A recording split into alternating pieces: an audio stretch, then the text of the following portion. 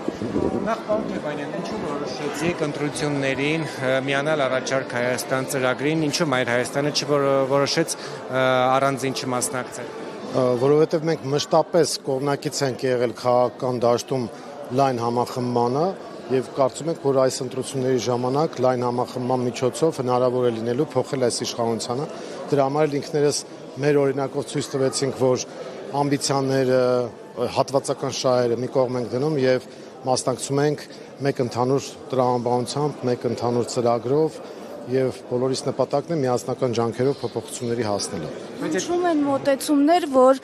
ձեզ օրինակ Ռոբերտ Քոչարյանն է ուղարկել Գագիկ Ծառուկյանի մոտ, ասում են, որ հաշվարկներ ունեք, որ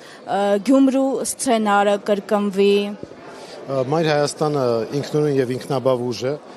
2023 թվականից ես վայր եմ դրել ազգային ժողովի падգամավորի մանդատը, ինչպես գիտեք, Հայաստան դաշինքից էր, եւ Մայր Հայաստանը ինքնաբավ ինքնուրույն ուժ է, հետեւաբար մեզ որևէ մեկը չի կարող որևէ տեղ ուղղորդել։ Այլ հարցը, որ մենք ընդդիմադիր դաշտում կարող ենք համագործակցել միմյանց հետ։ Ինչ վերաբերում է Գյումրու սցենարին, ապա Գյումրու սցենարի տրամաբանությունը հետեւյալն է, եթե որևէ առանձին վերծրած ընդդիմադիր ուժի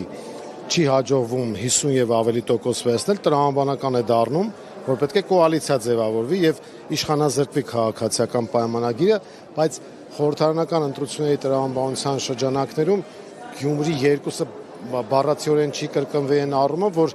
եթե Գյումրիում մենք չվերցրեցինք գործադիր աթոռներ, պաշտոններ եւ ուղղակի քվեարկեցինք, որպեսզի ԿՊ-ն իշխանազրկվի, ապա այս դեպքում ես կարծում եմ կոալիցիոն տրամաբանության մեջ ամեն մի ուժ ինչ որ պատասխանատվություն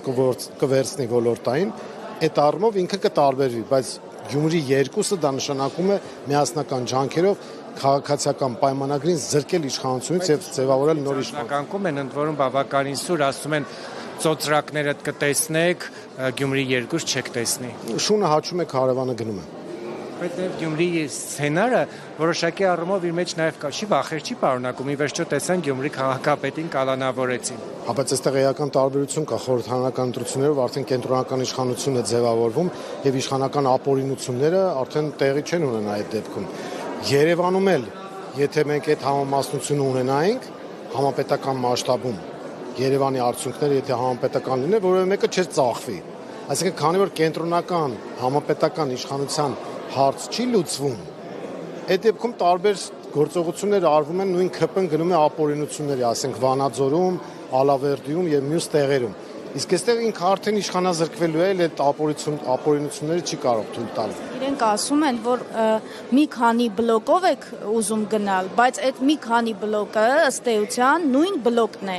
եւ վերջում ինչ որ մեկին հանրությանը հրամցվելու է վարչապետի տեխնացու, անկախ նրանից, թե ով ինչքան այսպես ձայներ նաեւ կստանա։ Ոչ թե ինչ որ մեկին, այլ կոնկրետ ձայների համամասնությամբ կորոշվի, թե ով է վարչապետի տեխնացուն, դա մեկ։ Երկրորդը, մենք տարբեր ուժեր ենք, բայց ունենք մեկ հարցում ընդհանրություն օրակարգում, փոխել այս իշխանությանը։ Այդ առումով, այո, ես որևէ գաղտնիք չեմ բացահայտում, մենք գնալու ենք առանձին խմբերով,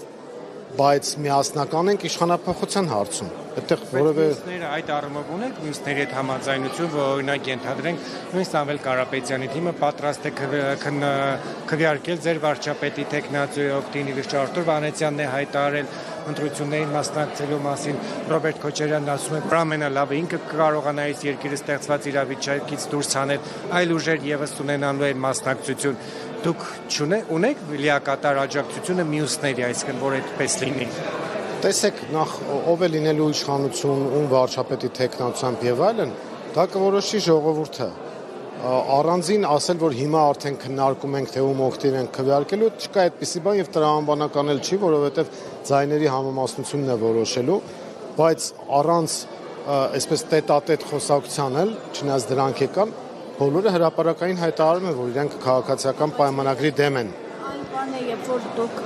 նախընտրական դաշինքով եք գնում, այլ բան է, երբ որ հետընտրական դաշինքի հետ է հանրությունը գործ ունենում, այսինքն հանրային տրամադրությունները ընդհանուր առմամբ շոշափվել են, մարդիկ մարդիկ